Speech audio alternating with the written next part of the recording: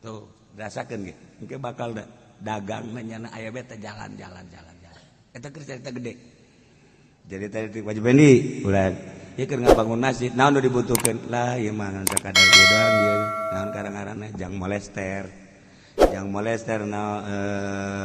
pasir lah ulah loba-loba dua behelanan 2 truk tah engke kita laku bae tah dagang karungna teh dibere laku Gusti Allah dibere laku lain amin atuh praktekeun Gusti ya insyaallah karasa ge yu'tikum khairam mimma ukhidha minkum bakal dibere ku Gusti Allah leuwih tibatan anu dibiikeun ka batur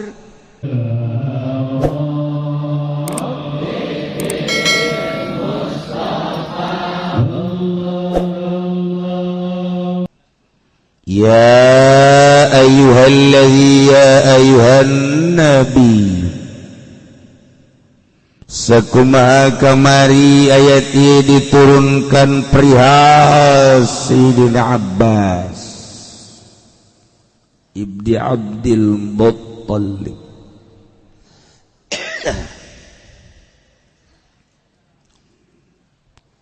Sayyidina Abbas paman Kangjeng Rasulullah sallallahu alaihi wasallam salah sahiji tinu 10 nu ngabiayaan peperangan Badar di golongan kufar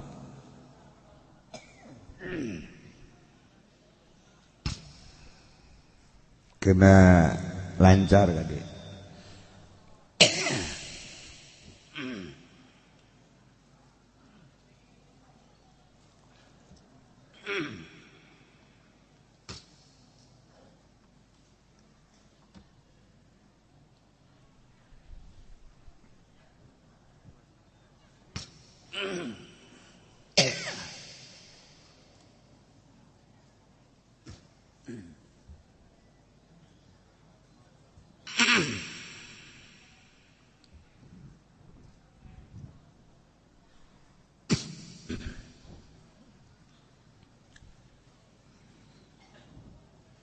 Anjila keluar di Mekah beserta rombongan-rombongan menuju Badar. Nyana keluar di Mekah menuju Badar membawa 20 uga ina emas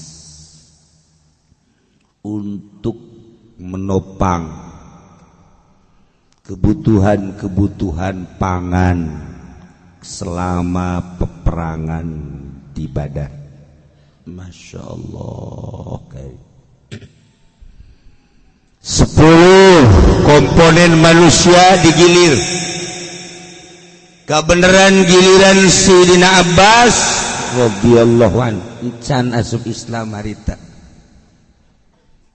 Giliranana pas giliran perang. Begitu peperangannya nasorangan boro-boro ngabiayaan ngaluarkeun biaya nyana sorangan ketangkep kata wanu sejen gugur nyana katangkep Masya Allah karim sakumaha kamari Amru ibnu Sufyan Abdul As ibnu Rubai Suhail bin Amr Al-Walid bin Walid Sa'ib bin Yazid Wahab bin Umar Abu Aziz ibnu Umar Al-Abbas ibnu Abdul Muttalib Abu Izzah katangkep tokoh-tokoh tersebut katangkep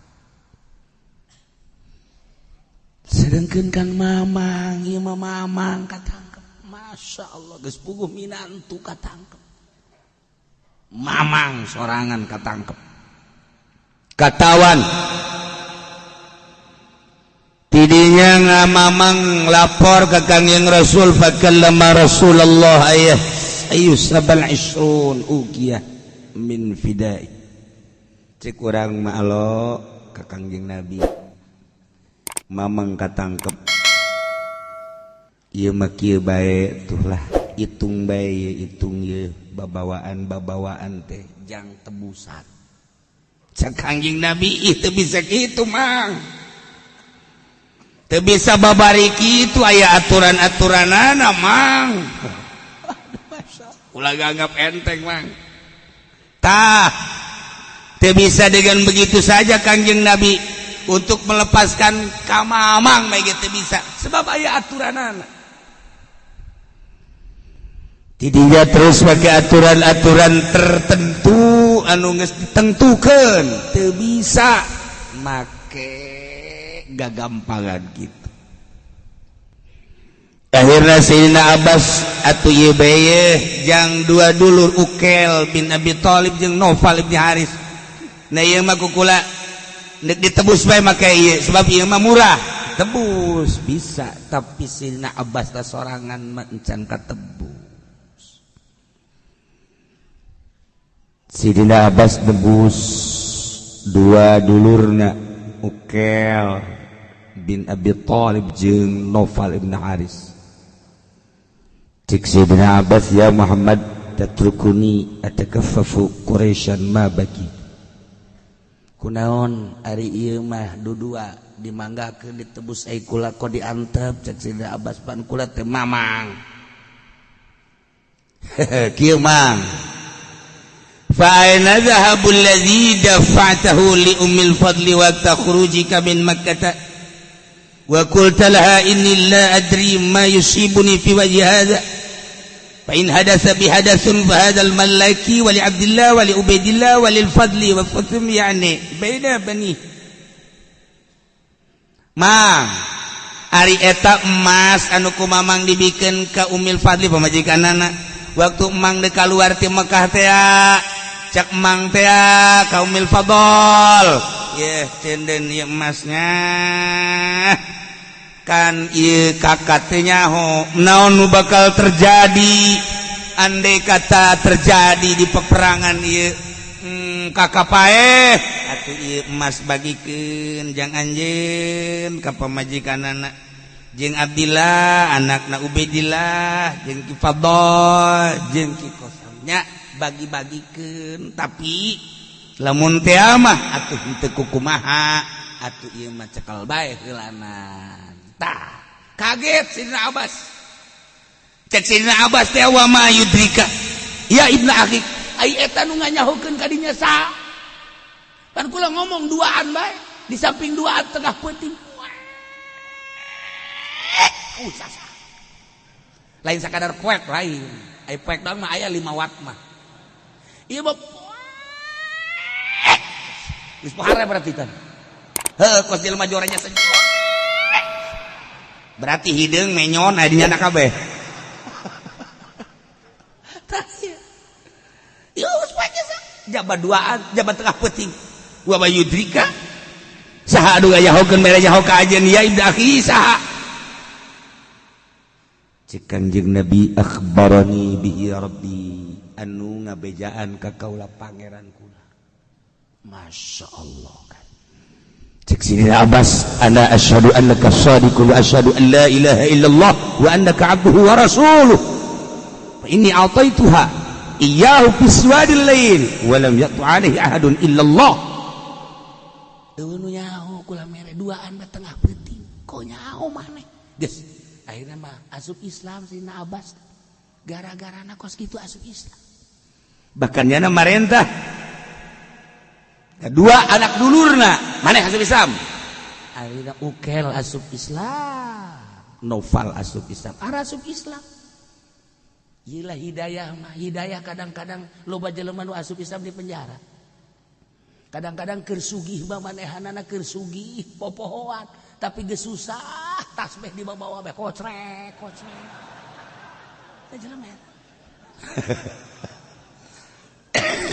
urang namun kuari nyaritakeun Ahok kamari nyana bener-bener mencaci maki Quran dicaci maki kiai dicaci maki dengan gerak Allah nyana lengser di penjara pamajikanna ge balik gua ge hayang nyaho SMS nomor sabaraha eta pamajikanna tah kuari penjara teh bejana boga guru keur mendalami ilmu Al-Qur'anul Karim endek asup Islam. Karak endek. Tapi kan geus mengarah. Nah iya kan hidayah mah masyaallah karim luar biasa. Aya sababaraha urang Cina anu dikirim ti Tiongkok ka kuari asup Islam di kula bae nu asup Islam geus duaan. Geus duaan ditanya ku kula bisa bahasa Indonesia? No. Arab no English bisa nangan no bisa no doang. Masya Allah ditanya you speak English? No. Ayatan no? Yes, no bas. Bisa nangan no doang. Iki Haji Pendi ge bisa na yes jeung no. Bahasa Inggris Haji Pendi bisa na yes no. Lamun diajak dahar yes. Mayar no.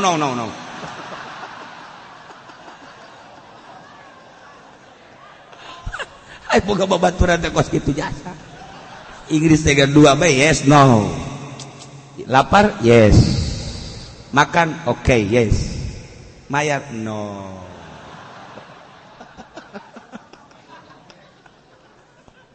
Allah karim. Dailah asup Islam Zira Abbas. Turun ayat ieu. Ya ayyuhan nabi wahai eling nabi kul ucapkan gua anjeun liman katawanan-tawanan fi aidikum nu aya di tangan anjeun Muhammad minal asayani tawanan-tawanan iya lamillahu fi qulubikum khaira mun uningaeun Gusti Allah di jero hate arajeun kabeh teh aya kabagusan yakni iman jeung ikhlas yu'tikum khairam mimma ukhidza minkum bakal dibere ku Gusti Allah leuwih bagus tibatan tebusan anu dicokot ti aranjeun kabeh mahal tebusanana Sidina Abbas lantaran di jero hatena aya iman jeung ikhlas sok bikeun tebus tetapi bakal dibere ku Gusti Allah leuwih tibatan eta. Coba ge ternyata Sidina Abbas masyaallah karim begitu ditebus kunci Baitullah aya di nya saenggeusna kos kitu deui perekonomian nyana nu ngendalikeun nu mantap cek manehanana kula lamun nafakuran ayat ya'lamillahu fi qulubikum khairan yu'tikum khairan mimma ukhidza minkum karasa luar biasa wa yaghfir lakum jeung Allah ngahampura ka aranjeun kabeh karasa pangampura Allah wallahu ghafurur rahim Gusti Allah maha ghafur maha hampuratur maha rahim nu badak cek kangjeng Nabi ba'iful fida'a 'ala al-bas wa kallifu ibda akhi cek kangjeng Nabi ba'ifu tikalkeun tebusan mamang kula nu ngaran Abbas boh ditikal luar biasa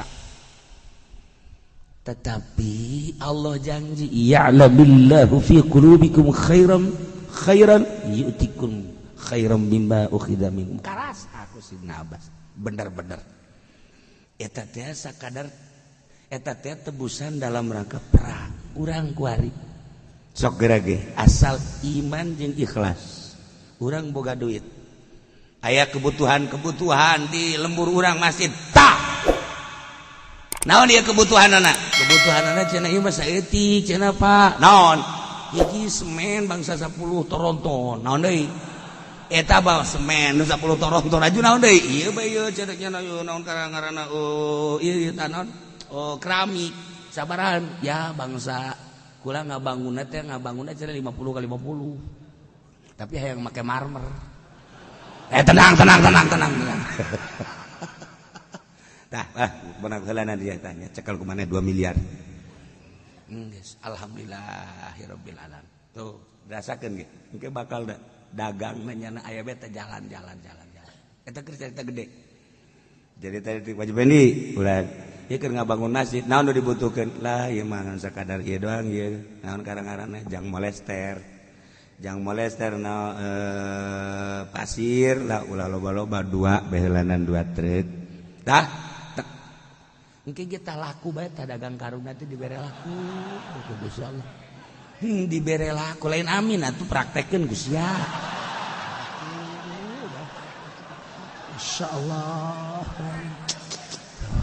Karasa ge yutikum khairam mimma ukhidha minkum bakal dibere ku Gusti Allah leuwih tibatan anu dibikeun ka batur. Je tibatan dibikeun ka keramik. Lah, keramik gorengan ada kamari teh 5 juta, keuntunganna bisa 50 juta. Ya Allah, ya Rabbi. Tapi lamun kieu Mang Maji, iya jang molester ya dua engkel. Ngeunah bae.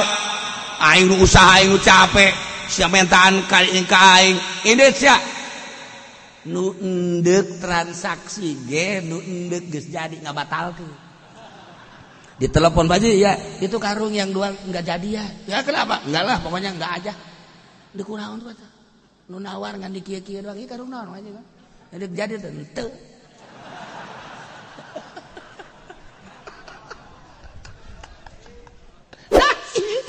Sok kira ge.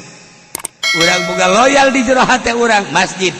Loyal majelis taklim, pondok pesantren, fakir miskin, nu butuh-butuh komo tak ka santri mah. Saya bangun ngalamun bae di macan balik di ka pondok.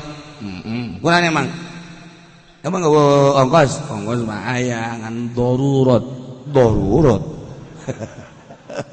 Aja kula yang beli kitab, makula can boga, cenah ke dagang heula, dagang nantu masya, dagang uleg. Ya Allah, ya Rabbi. Beli kitab sabaraha duit ten? Beli kitab 1,5 juta.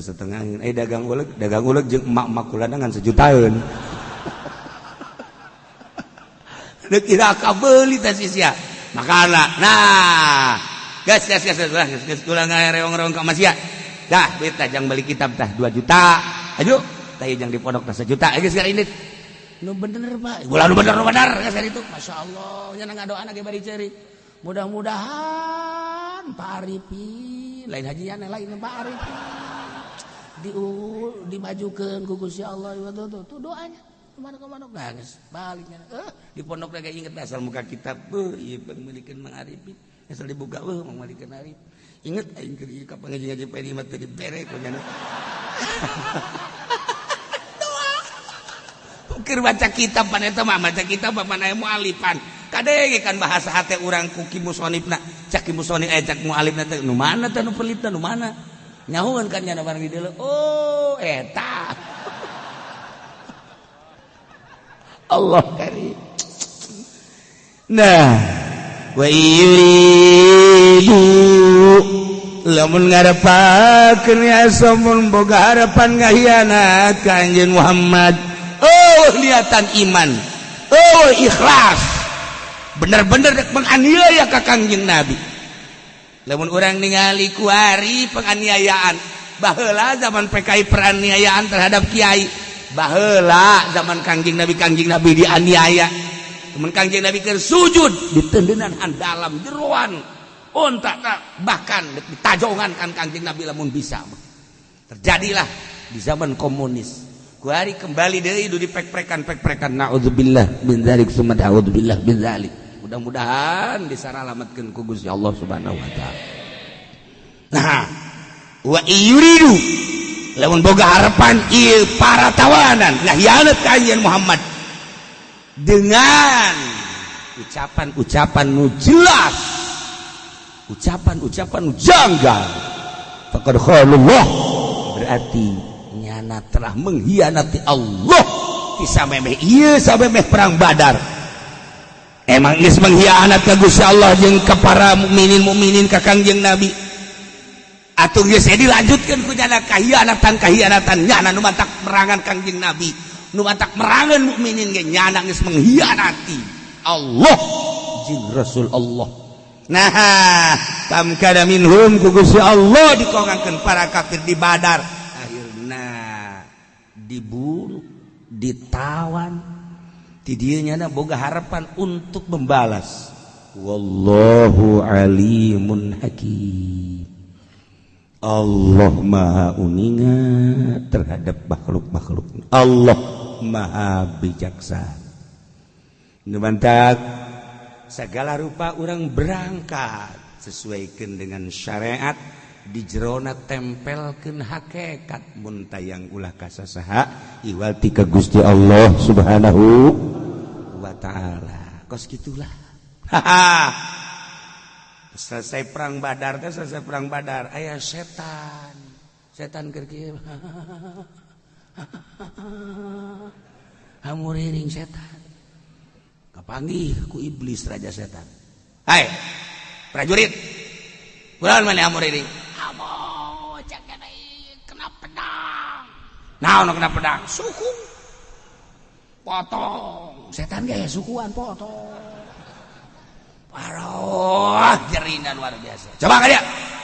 Nyana ingkeud-ingkeudan ka dia jahe. Obatan.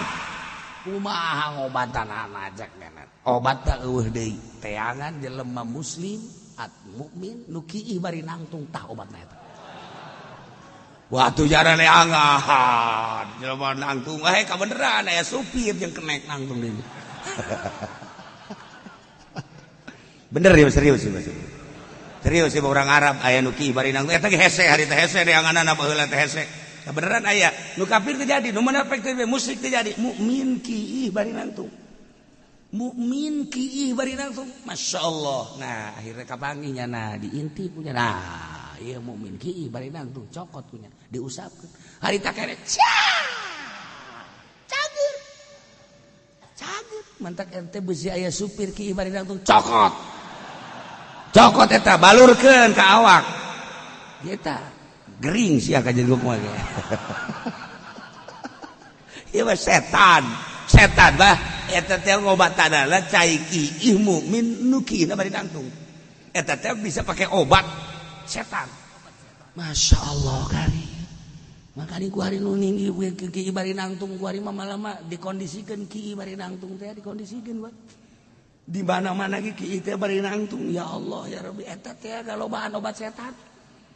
Waduh urang mah ku hari teh yeun segala PPO, yeun segala cap kampak. Nya nama tu produksina babari. Tinggal di deuleuan biasa lu kiih bari nangtung. Ya Allah ya Rabbi babar. Yes.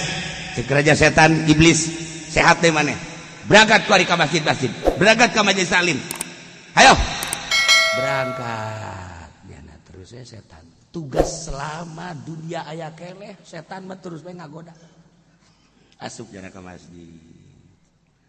Aya anu keur maca shalawat Allahumma sholli sholatan kamilatan wa sallim salaman taman nasina pa Jumat. Allahumma sholli sholatan kamilatan wa sallim salaman nasina Muhammad. Asup ka dieu set. Allahumma sholli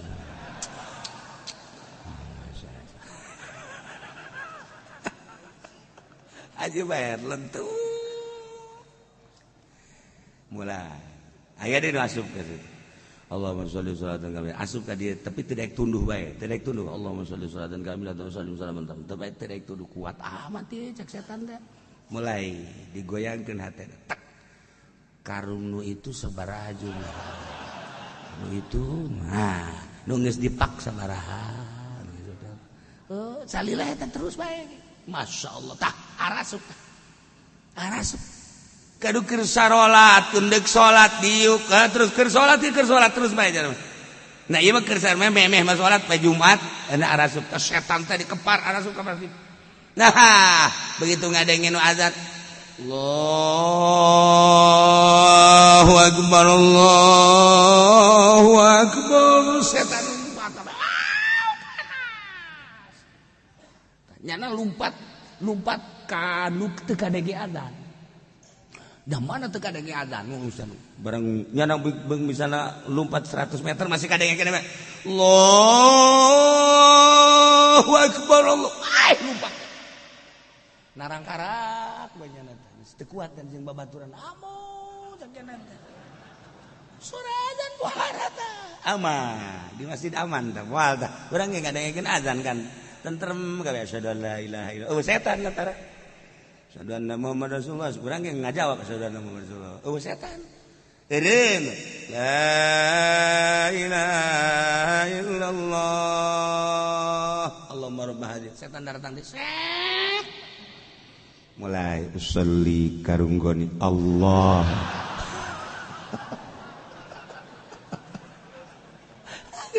macam ya Allah ya Rabb. Nah iyalah kapagi jeung setan gering ternyata obatna nyana teu hese-hese cai kiih mukmin nu kiihna bari nangtung mulai ti kuari si hade urang ulah kiih bari nangtung lamun lain darurat amat mah. Innal ladzina amanu wa hajaru wallahu a'lam